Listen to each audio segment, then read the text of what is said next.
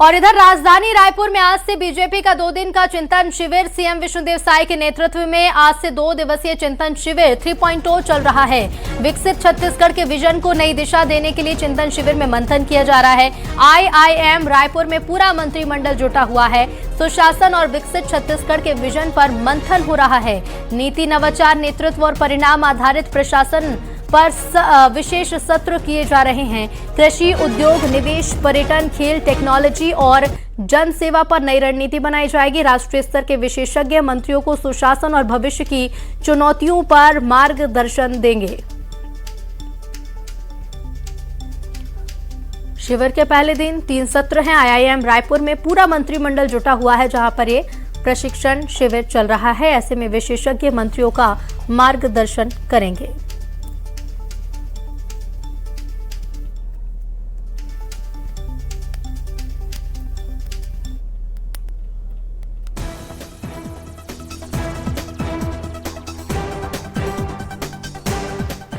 मुख्यमंत्री विष्णुदेव साय की अगुवाई में छत्तीसगढ़ सरकार का 2 दिवसीय चिंतन शिविर 3.0 आज से शुरू हो चुका है।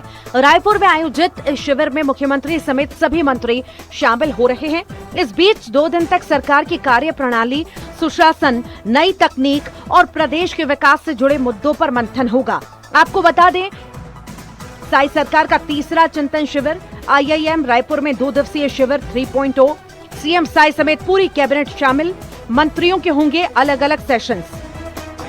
मुख्यमंत्री के अगुवाई में छत्तीसगढ़ सरकार का 2 दिवसीय चिंतन शिविर शुरू हो चुका है और न्यू रायपुर के IIM में ये शिविर आयोजित है। इस वक्त मैं IIM के बाहर ही मौजूद हूं, जहां पर ये ट्रेनिंग चल रही है और इस ट्रेनिंग में सीएम साय के साथ में सभी कैबिनेट मिनिस्टर्स शामिल हुए हैं और 2 दिन के इस ट्रेनिंग में सरकार की कार्यप्रणाली पर, न्यू टेक्निक्स पर, इसके साथ ही छत्तीसगढ़ के विकास से जुड़े मुद्दों पर मंथन होगा। साथ ही आगामी दिनों में किन मुद्दों को प्रायोरिटी पे रखना है, सभी विभागों के बीच कैसे बेहतर कोऑर्डिनेशन बनाना है, इन सभी की रणनीति यहाँ पर तैयार की जाएगी। क्योंकि सरकार का मानना है कि बदलते समय के साथ साथ एडमिनिस्ट्रेशन में भी बदलाव काफी जरूरी है और यही इस शिविर का मुख्य उद्देश्य है। छत्तीसगढ़ सरकार का ये तीसरा ट्रेनिंग है और सरकार का कहना है कि आगामी समय में इस ट्रेनिंग के बाद में सरकार की योजनाओं के बेहतर इम्प्लीमेंटेशन के लिए ये ट्रेनिंग काफी अहम मानी जा रही है। 3 सत्र में ये ट्रेनिंग होना है, जिसमें देश के अलग अलग फील्ड से जुड़े एक्सपर्ट्स अपने सुझाव साझा करेंगे।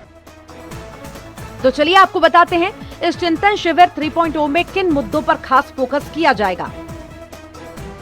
कृषि, ग्रामीण विकास, उद्योग, निवेश, पर्यटन, खेल, नवाचार, आर्टिफिशियल इंटेलिजेंस, नई तकनीक, सुशासन, संस्थागत सुधार, नेतृत्व विकास और जनता तक योजनाओं की बेहतर पहुंच जैसे मुद्दों पर अलग अलग सत्र होंगे। एक तरफ ये सत्र है तो वहीं दूसरी ओर कांग्रेस से मुंगेरी लाल के हसीन सपने ना देखे, ये एक परिवार की चाटुकारिता करने वाले लोग, एक परिवार की चरण वंदना करने वाले लोग, भय, भ्रम और भ्रष्टाचार की राजनीति करने वाले कांग्रेस के लोग न तो प्रशिक्षण का महत्व समझ सकते, न चिंतन शिविर का महत्व समझ सकते, क्योंकि जनता और जनहित से इनका कोई सरोकार नहीं है, गुड गवर्नेंस से इनका कोई सरोकार नहीं है। भाजपा के 2.5 साल के कार्यकाल में यह तीसरी इनकी चिंतन और प्रशिक्षण शिविर है और अप्रशिक्षित सरकार का नुकसान प्रदेश की जनता को हो रहा है। करप्शन बढ़े हुए हैं, अपराध बढ़े हुए हैं, गरीबों के घरों पर बुलडोजर चलाया जा रहा है, आदिवासियों के जंगलों को कटवाया जा रहा है और जनता इस सरकार के कुशासन से पीड़ित है और भारतीय जनता पार्टी कमीशन खोरी और भ्रष्टाचार में मस्त है। तो एक तरफ बीजेपी का चिंतन शिविर है तो वहीं दूसरी ओर विपक्ष के सवाल। फिलहाल देखना होगा सरकार के इस मंथन से जनता के हित में कौन सा अमृत निकलता है। तनु वर्मा, न्यूज़ 18 रायपुर।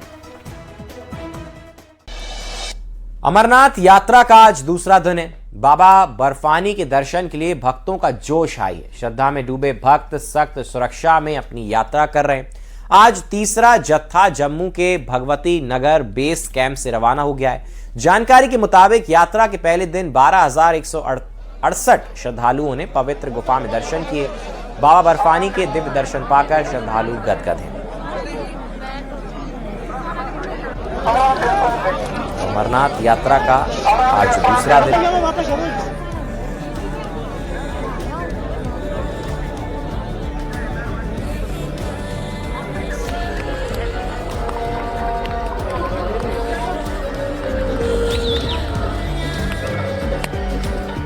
चौदह किलोमीटर का लंबा सफर बालटाल से भवन तक लोग सफर करके दर्शन करके आ रहे हैं वापस। आपसे बात करेंगे सर, दर्शन करके आए? जी बहुत बढ़िया दर्शन करके आए। कितना मुश्किल, कितनी कठिन लगी यात्रा? अरे इस बार तो मज़ा आ गया, बहुत बढ़िया अरेंजमेंट, इतना बढ़िया अरेंजमेंट आज तक नहीं देखा। मेरे को आते हुए कम से कम 20 से 22 साल हो गए हैं, बट जिस तरीके से इस बार दोमेल में अरेंजमेंट था बहुत अच्छी थी। क्यूज मैनेज थी, कोई मतलब दिक्कत नहीं हुई हमें ओवरऑल।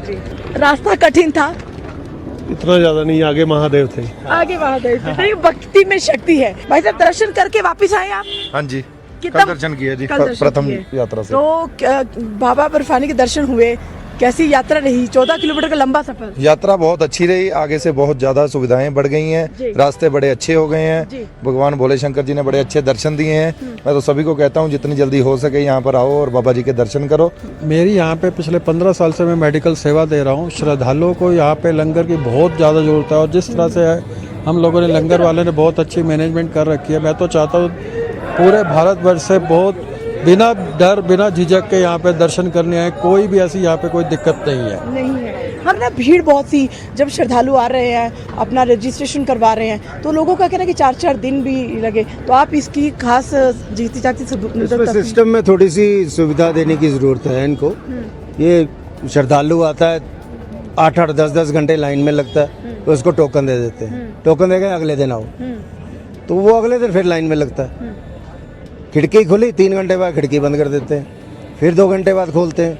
अगले दिन आता है, वो तीसरे दिन वो यात्रा के लिए रजिस्ट्रेशन होती है उसकी, तो 3 दिन को उसके वैसे ही खराब हो गए। रजिस्ट्रेशन का सिस्टम थोड़ा सुधरने वाला है, बाकी यात्रा में सुविधाएं की कोई कमी नहीं। फिर हम सिर्फ छोटा सा सवाल है, कितने सालों से यहाँ पे लंगर? हम लोग 26 साल से लंगर लगा रहे हैं, ये 26वां लंगर है हमारा। और मेरा पूरी इंडिया में सभी भक्तों से एक संदेश है कि यात्रा पे आओ। यात्रा बहुत बढ़िया, पहले से बहुत बढ़िया सुविधाएं हो गई हैं और भोले बाबा की असीम कृपा बरस रही है यहाँ पर। आप आइए, आपका सबका स्वागत है, तहे दिल से स्वागत है। सबसे ज़्यादा जिस चीज़ की शुरुआत हो रही है वही ठीक नहीं है यात्रा की, उसका सिस्टम पूरा बदलना पड़ेगा। भोले बाबा बुलावा होगा तो हिम्मत तो आपको करनी पड़ेगी आने के लिए।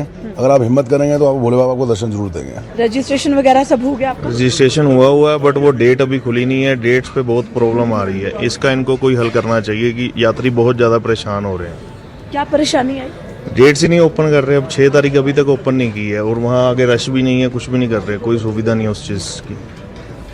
देखिए, यात्रियों के लिए सुविधा तो है, लेकिन असुविधा का सामना भी यात्रियों को यहाँ पर कर। और भोपाल के राजीव गांधी प्रौद्योगिकी विश्वविद्यालय यानी आरजीपीवी से एक बेहद चौंकाने वाली और सनसनी खबर सामने आ रही है। यहां परीक्षा के ठीक पहले यूनिवर्सिटी टीचिंग डिपार्टमेंट का ताला टूट गया।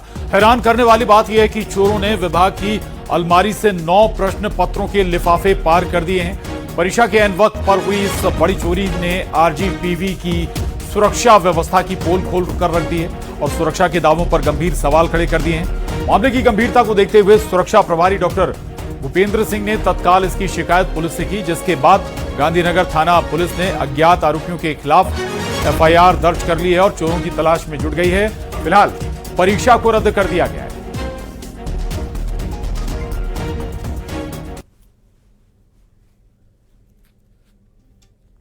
सुबह 10 बजे करीब सूचना मिली कि एग्जामिनेशन डिपार्टमेंट में चोरी हो गई है। हमारा मोस्ट सिक्योर्ड जोन में चोरी हो जाना बहुत गंभीर बात थी। हमने इमीडिएटली बोला कि 3-4 लोगों से कम नहीं होनी चाहिए। वहाँ पर कुछ फोटोग्राफ्स ले लो और फोटोग्राफ्स लेने के बाद दरवाजे को सील करके वहाँ से अब पुलिस में एफआईआर कर दीजिए। और ये इंस्ट्रक्शन देने के बाद बिना ये रिपोर्ट किए हुए कि मैं भी वहाँ पहुँच रहा हूँ, मैं करीब 15-20 मिनट वहाँ पहुँचा, तब तक वो लोग उसको सील कर चुके थे। ठीक है ना, मुझे लग रहा था शायद कर रहे होंगे, पर वो कर चुके थे, तुरंत ही कार्रवाई कर चुके थे और एफआईआर कराने भी जा चुके थे कुछ लोगों को बाद में मैंने भेजा कि आप भी जाइए, जो वहाँ पे मेरे साथ थे।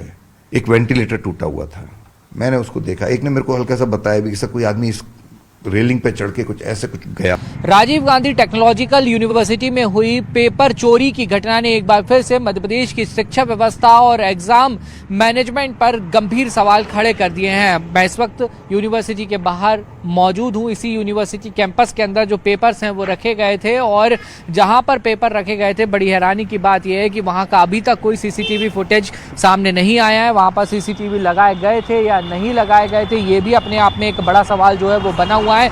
ये भी बताया जा रहा है कि वहां पर गार्ड्स की भी जो तैनाती है वो नहीं थी और इस तरीके की घटना का सामने आना सीधे तौर पर छात्रों के भविष्य के साथ एक खिलवाड़ है। इसको लेकर सियासत भी हो रही है। कांग्रेस ने इस पूरे मामले को नीट, व्यापम जैसे कांड से जोड़कर ये आरोप लगाए हैं कि लगातार मध्य प्रदेश में नीट की पेपर चोरी हुई, मध्य प्रदेश में व्यापम हुआ, ये सब दुनिया भर की चीज चल रही है और ये सब तंत्र से जुड़े हुए लोग करा रहे हैं।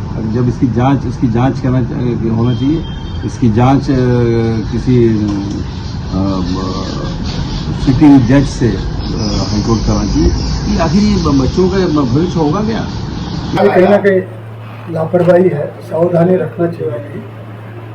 कैसे ऐसे स्थान पर रखा गया, ये तो पुलिस जांच करेगी और दोषी अधिकारियों के खिलाफ कार्रवाई होगी, लेकिन निश्चित ही इससे बच्चों के भविष्य पर खतरा आता है।